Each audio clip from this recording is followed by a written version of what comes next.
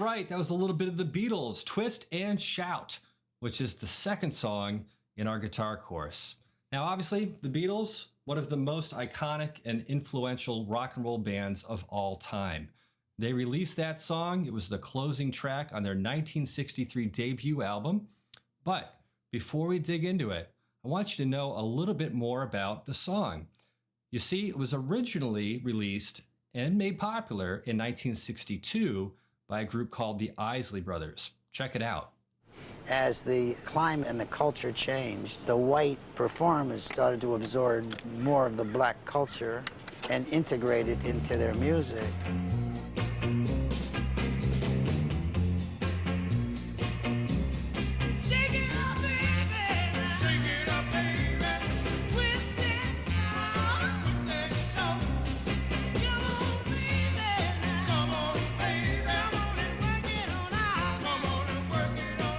Twist craze is still going with Chubby Checker and you name it, Sam Cooke, with Twisting the Night Away and on and on. And Twist and Shout turned out to be one of the biggest songs.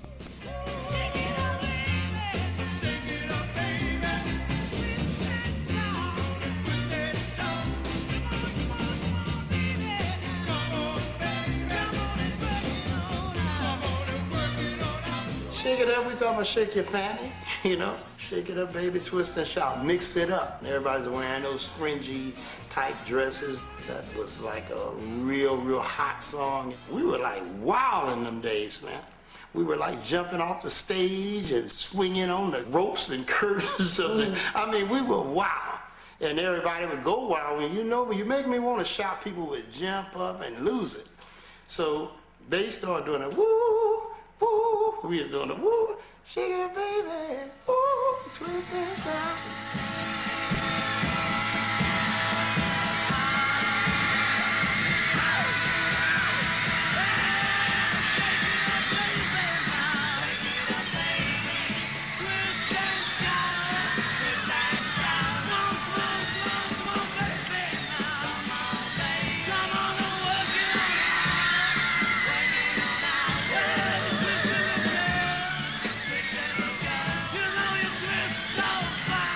I remember John and singing with a rough texture voice. They were discovered doing us, you know? They wanted to be like us. They didn't know that, and no group knows in the beginning that you're gonna be that huge. Yeah, the woo was taken from the Isley Brothers, Twist and Shout. Yeah. Which we stuck in everything, From Me to You, She Loves You, they all had that. All right, so as you can see, the Beatles were influenced and motivated by groups like the Isley Brothers and songs like Twist and Shout. And it's important to remember that I want the same thing for you. We want this song to motivate you to pick up that guitar and keep practicing.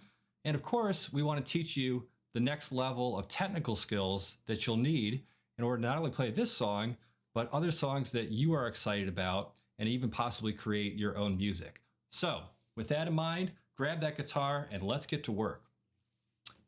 Okay, so in our first tune, the Beach Boys Surfin' USA, we learned 3 chords. We learned the A7 chord, the D chord, and we learned the easy G chord, like that. We also taught you how to do a down strum by taking your pick and dragging it across the strings. In this song, we did it 5 times and then gave you a couple seconds to change your fingers over like this. 2, 3, 4. Right? And we used our right hand to do down strums. Now, for the next tune, we're going to keep using the same 3 chords, D, G, and A7. But this time, we're going to add a layer with our right hand. Instead of just taking our pick and dragging it down, on the way back up, we want you to catch those strings again and do what's called a down up strum. All right? Down strum would sound like this. A down up strum would sound like this. And that's exactly how I want you to practice it. I want you to take your hand, Just kind of lay them on the strings up here. And we're going to take our pick and practice going down and then catching the strings on the way back up like this. All right, we can do it just that many times. If you want to play along with me, let's count to 4. Ready, and 1, 2, 3, 4, stop. All right, let's try that again. Down and up. Ready, set, here we go. 1, 2, 3, 4, stop. Now, you can pause the video and practice that as many times as you like. If you happen to drop your pick in your guitar, we'll go to the end and we'll hit some frequently asked questions about how to retrieve that pick. But the important thing is that we are not only strumming the strings on the way down, but catching them on the way back up as well. Now, just like our down strum lesson, we don't want to do this too hard. We don't want to dig into the strings, and we don't want to just miss the strings. We want to make sure that we're lightly strumming across the strings on both directions, the down and the up. So if we do that slowly, we're going to try and keep a nice steady beat. You can try this on your own, just strumming right along with me.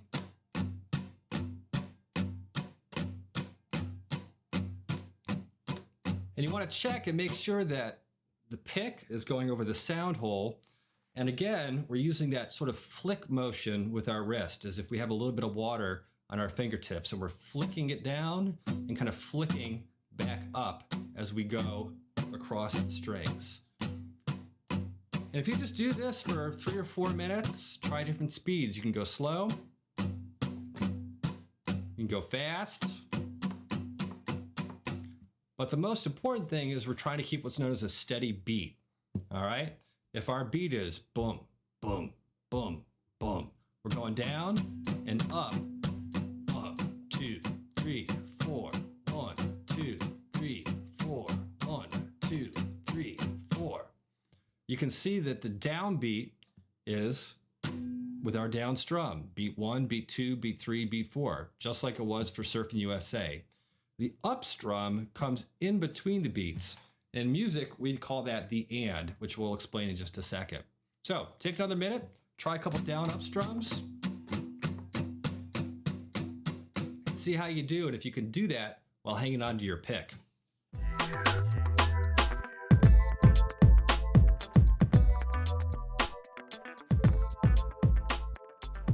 Okay, so now that we've practiced a little bit of the down up strum, let's see what that looks like in music notation.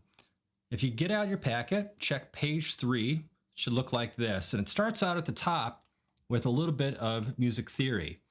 Now, if you're already an accomplished musician and you understand what a quarter note and a pair of eighth notes is, you're going to be in great shape. If not, just take a second to review it with me here.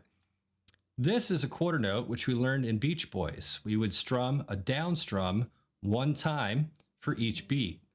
And it would look just like this. If we go to this example here, looks a lot like Beach Boys. We'd play a down strum on beat 1, 2, 3, 4. Now, we go to this pair of notes here that are connected with a beam. Now, because these notes are connected with a beam, they're known as a pair of eighth notes. Each note individually is 1 eighth note. And if you connect 2 of them together with a beam, that's how we're going to get our down up strum. If you look here, I kind of notated it for you. We've got down on the first note and then up on the second note. Down on beat 2, up. Down on beat 3, up. Down on beat 4, up. And eighth notes can be connected in groups of 2. These happen to be connected in groups of 4. But as you can see, they're still all the same down up strum pattern. Now, in music, we call the middle in between the beats the and. So if we were going to count this exercise together, we'd say 1, 2, 3, 4, 1 and 2 and 3 and 4 and. Our down strum remains the same, right on the beat. You could also think of it as a strum pattern: down, down, down, down, down, up, down, up, down, up, down, up.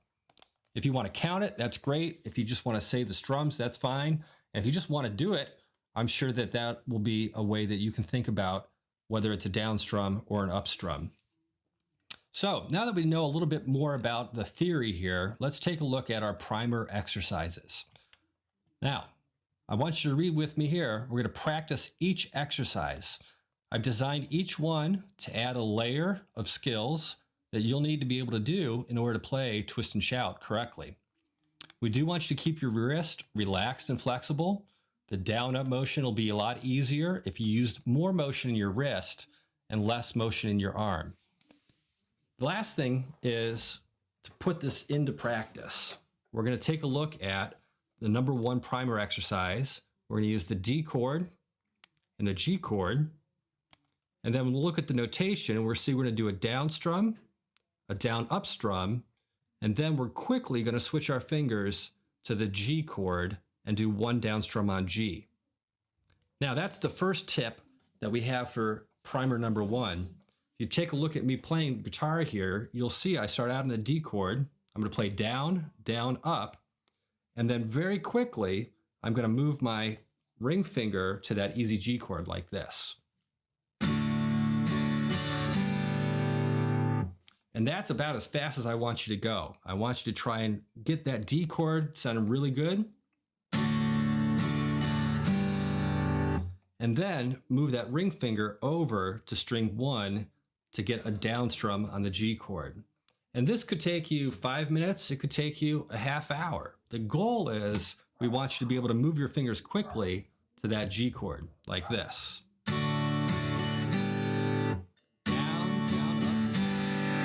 Down, down, up, down, D, D, D, G, right?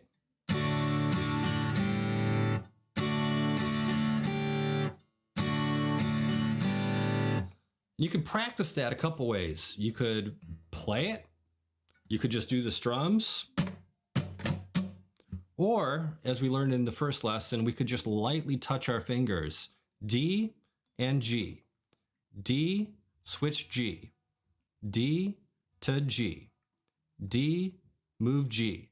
And we can go back and forth just lightly touching the strings until we get the motion in our fingers down.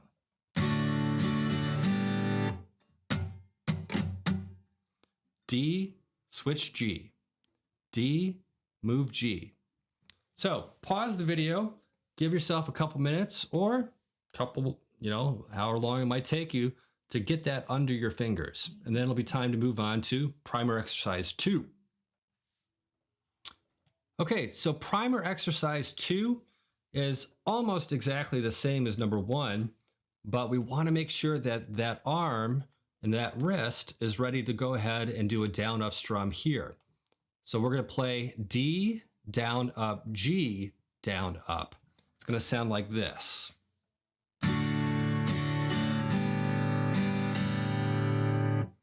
And the key is we want to make sure that our right hand is doing the down and the down up strums correctly.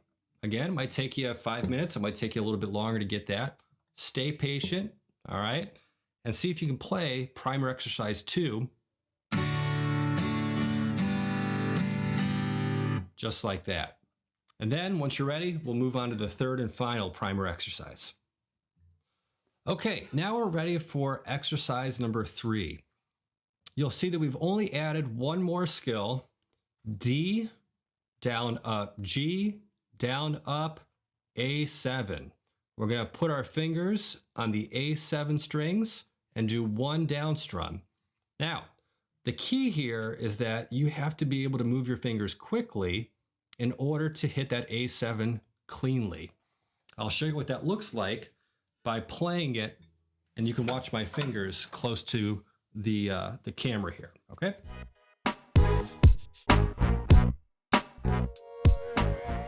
So as you're doing this, we want to remind you, instead of trying to press the strings with your fingerprints, we want to think of it like a C shape or an O shape, where we're pressing our fingertips into the strings, and we wanted them to stay relaxed. That's really the key here. If you just lightly touch the strings, don't press all the way into the fretboard, lightly touch the strings on the D chord, slide the ring finger over for the G chord, and then if you're really careful on the G chord, we want to keep our first and second fingers hovering right over the A7 strings. As you go from D to G, we don't want our fingers to fly out here like this. We just want to keep our fingers hovering right over the A7 and then press them down lightly for there. And you can just do that a dozen times. D, switch G, A7. All right, try that again. D, switch G, A7. And you'll see that we are relaxing the hand, lightly touching the fingers, and when you're ready, you can go ahead and press into the fretboard, play the D chord, switch to the G chord, switch to the A7 chord, and keep those fingertips. Again, if we look at my fingertips here, you can see the indentation of the strings. Keep the fingertips, not the fingerprints, touching the strings. Okay? Okay, so now that you've practiced number 3, and again, using that tip of floating your fingers above the next chord change as you go from D to G to A7, it's time to look at the song Twist and Shout, which is going to be on the bottom here. Now, the great thing about this tune and a lot of rock and roll tunes is that they typically will follow a very simple pattern. And once you practice that pattern slowly and you kind of master it at one speed, you can start to go faster and faster and faster until you're ready to play at full speed. So let's look at the actual song. The first thing we'll look at is which chords are we going to use. The D chord, the G chord, and the A7 chord, just like we did in our exercise number 3. Our strum pattern is going to be down, down, up, down, down, up, down, down, up, down, up, down, up. Okay? It's an extension of our number 3 exercise where we play the A7 chord for this entire measure. Now, the last thing we wanted to do is look at the very end here. If you're a musician, you recognize what's called the repeat sign. As we said, a lot of rock and pop songs will repeat a pattern. This repeat sign at the end means we're simply going to go from here all the way back to the beginning, right back onto the start of that D chord, and simply repeat this pattern over and over again. For our initial goal, I suggest to see if you can do it 8 times total. And this is what it's going to sound like, all right? Starting in the D chord.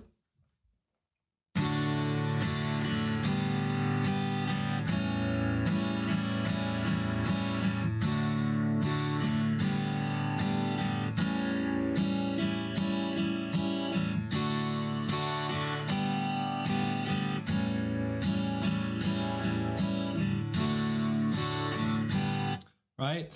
We're going to repeat that. Shoot for 8 times. If you can get through 4, great. Try 5. You can get through 5, great. Go for 8. And once you get 8, it's time to go a little bit faster and see if you can speed it up.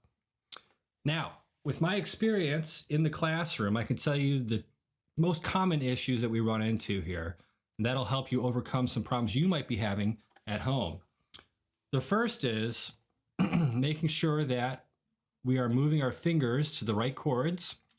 One of the ways that you can practice that, like we did for Beach Boys, is just to kind of peer over your guitar. You can tip the guitar in a little bit, just kind of peer over the edge, and make sure you can watch your fingers, okay? Don't stare off into space. Don't even have to really look at the music here once you memorize the pattern.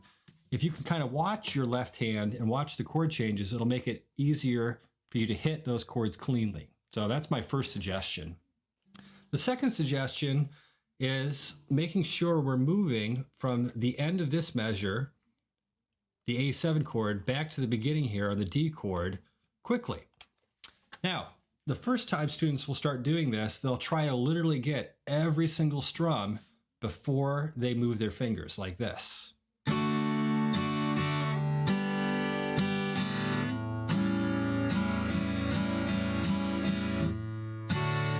And there's like a little pause in between, like we had for Beach Boys. We had 3 beats to pause and move our fingers. Now, this brings me to an important point. Experienced guitar players will show you this, but this is kind of an insider secret here. Oftentimes, as we're doing the last up strum, our fingers might already start to be moving to that next chord, right? If I'm going fast.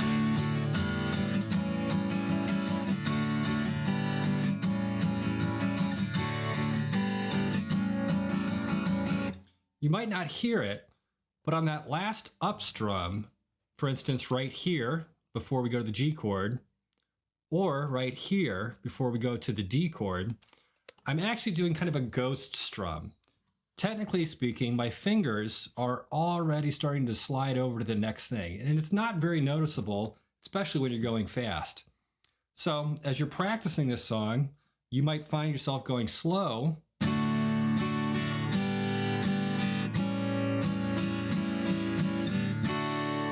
and on that last up strum, that's actually the point where you are moving your fingers over to the other chord, and you're kind of strumming the guitar on open strings, right? It's not as noticeable when you go faster, and of course, the faster you get at this, the faster you'll be able to do it, and it'll sound seamless. What I want you to focus on is just keeping that steady beat without having little pauses in between.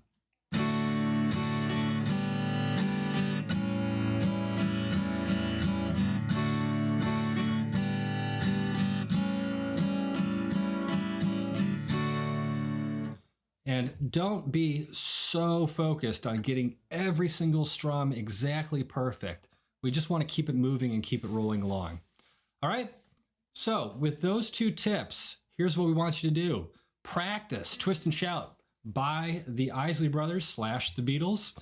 And if you want to stay motivated, a great way to do that, once you get this down, is to try it with a play along track. So once again, you could do the half speed play along track. You could do 70% play along track, or if you're ready for it, you can go full speed. All right, give it a shot. Shoot me a video when you are done with that in the Google Classroom if you were signed up there. I can't wait to hear you guys play Twist and Shout. Take care.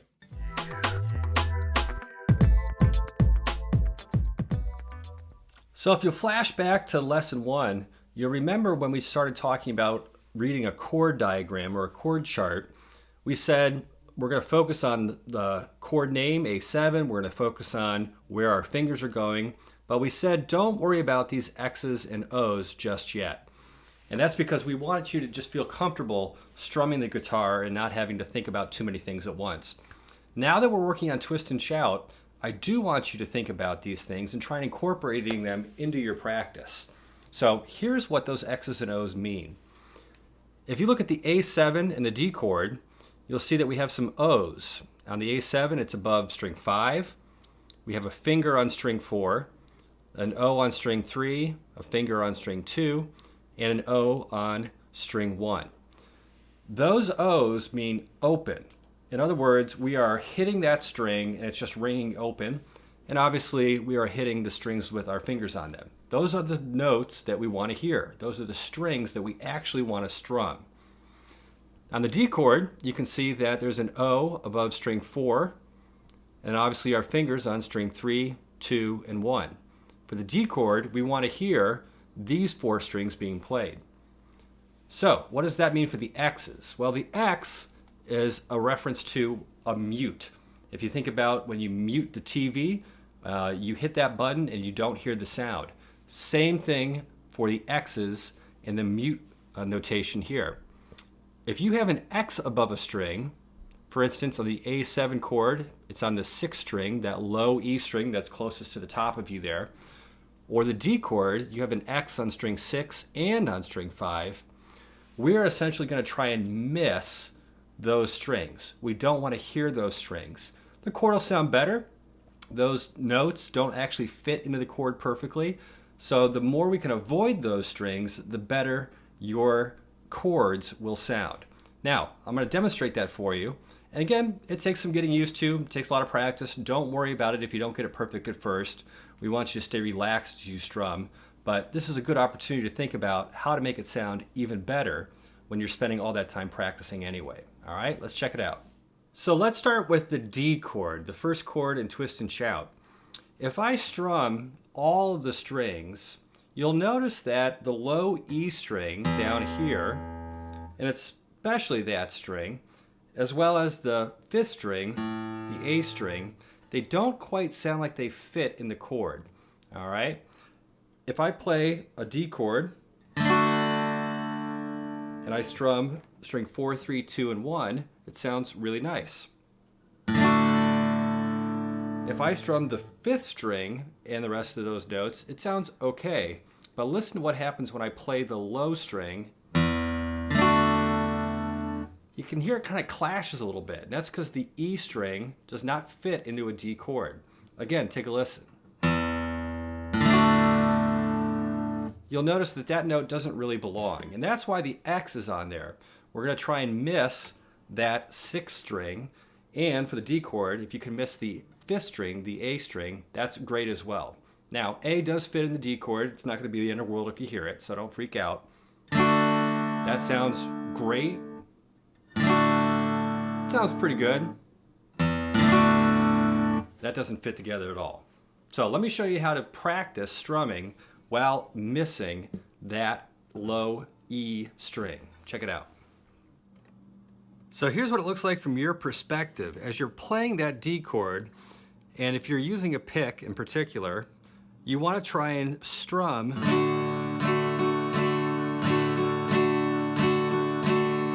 just the 4th, 3rd, 2nd, and 1st strings, the ones that are closer to the floor. You want to try and avoid the 5th and the 6th strings like this.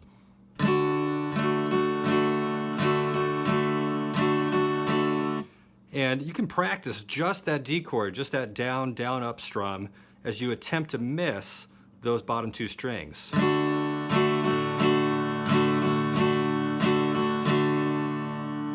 And again, don't worry if you don't get it perfect. No guitar player is going to get it perfect 100% of the time. It's okay. You're just trying to avoid that as much as possible. As you move to the G chord, you can try and strum all the strings.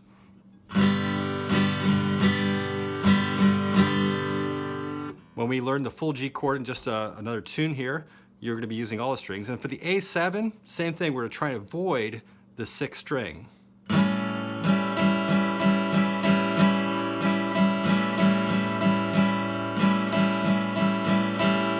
You can hear what it sounds like avoiding it and then with it. It's not as noticeable, but the D chord especially, that doesn't sound very clean. It's kind of muddy sounding. That sounds a lot better. So if you're peering over the edge of your guitar there and you're carefully strumming, you just want to make sure you're trying to avoid those bottom 2 strings.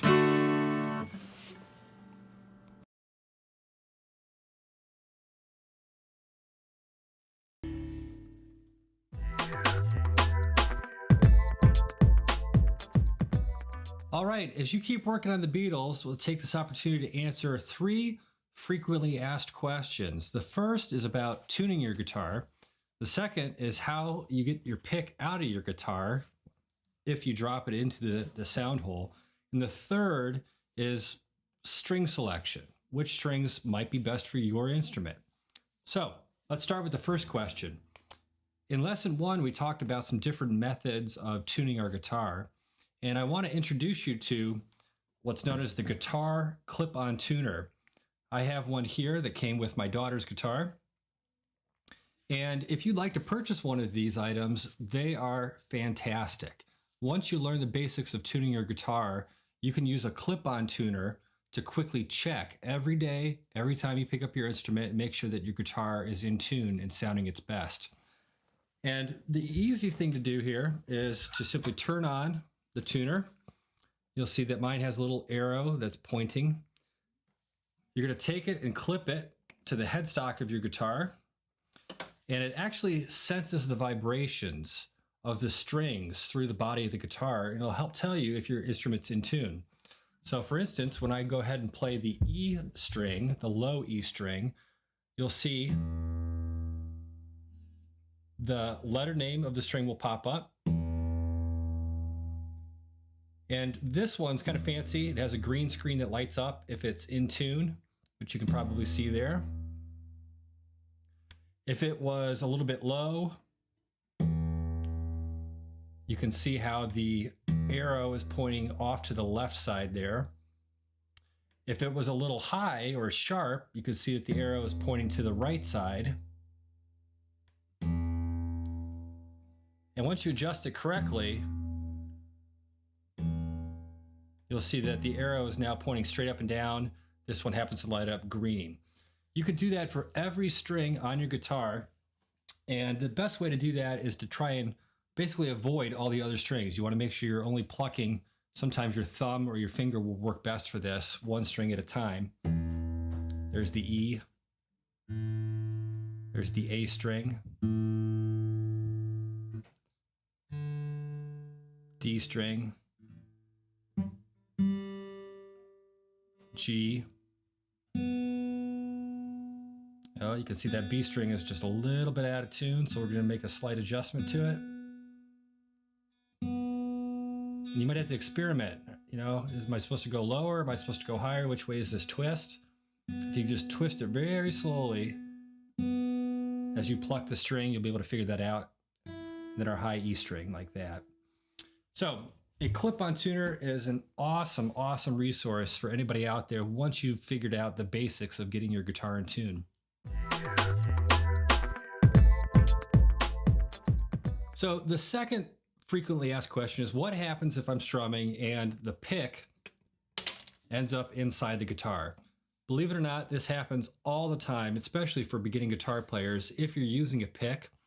And there are a couple ways to get that out of there, but I'll teach you the method that I've used because over the years I've removed hundreds of picks from guitars.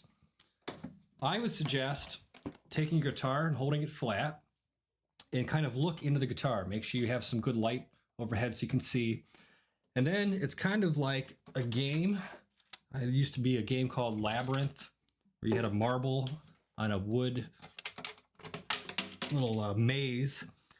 And you're going to have to kind of roll the guitar back and forth, look inside that sound hole, and see if you can find the pick.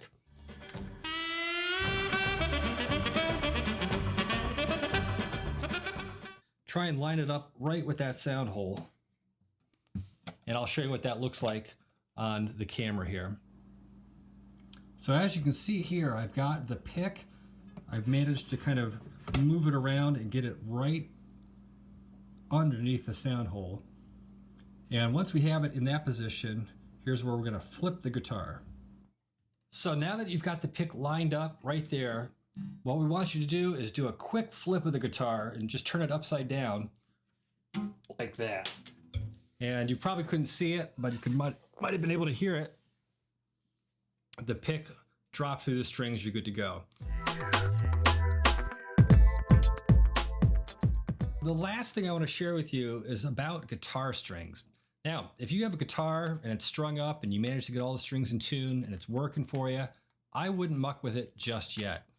However, if you have a guitar where you find it really hard to press your fingers into the strings and get a good sound, it might be time to check out some new guitar strings. Also, a way you could tell is by simply looking at the strings.